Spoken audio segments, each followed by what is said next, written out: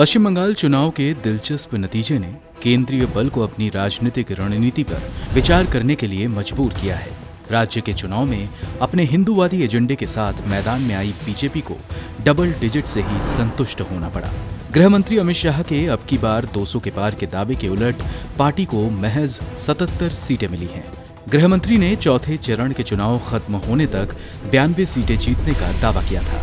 उन्होंने चुनाव में बीजेपी के डबल सेंचुरी लगाने और टीएमसी के डबल डिजिट में आने का भी दावा किया था।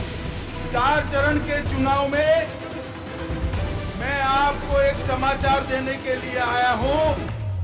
भारतीय जनता पार्टी 92 से ज्यादा सीटें जीतकर यहां 200 से ज्यादा सीटों के साथ सरकार में। भारतीय जनता पार्टी का डबल सेंचुरी लगाना तय है और दीदी को डबल फिगर में आना भी तय है। प्रधानमंत्री, गृह मंत्री, पार्टी के आदर्श मुख्यमंत्री योगी आदित्यनाथ समेत पार्टी के पूरे तंत्र ने ममता बनर्जी पर मुस्लिम तुष्टीकरण के आरोप लगाए। ममता बनर्जी को लेकर दीदी ओ दीदी, बेगम ममता जैसी आपत्तिजनक बयानबाजियां भी हुई। दीदी ओ दीदी। प्रधानमंत्री मोदी ने ममता बनर्जी पर खुद भेदभाव, तोलाबाजी, तुष्टीकरण करने जैसे आरोप लगाए और कहा था कि इस प्रकार की राजनीति बंगाल से खत्म हो जाएगी। लेकिन जानकार मानते हैं कि नतीजे ने प्रधानमंत्री के इन आरोपों को सिरे से खारिज किया है।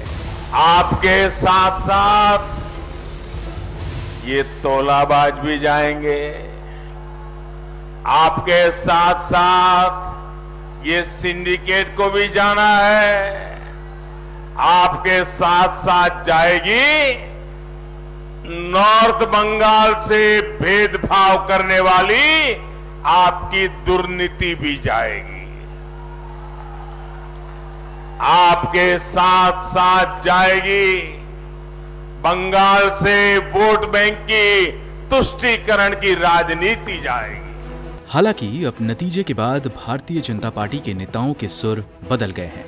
जहां वे इस चुनाव की तुलना लोकसभा चुनाव में पार्टी के बेहतर प्रदर्शन से कर रहे थे, वो अब 2016 के चुनाव पर जा टिकी है।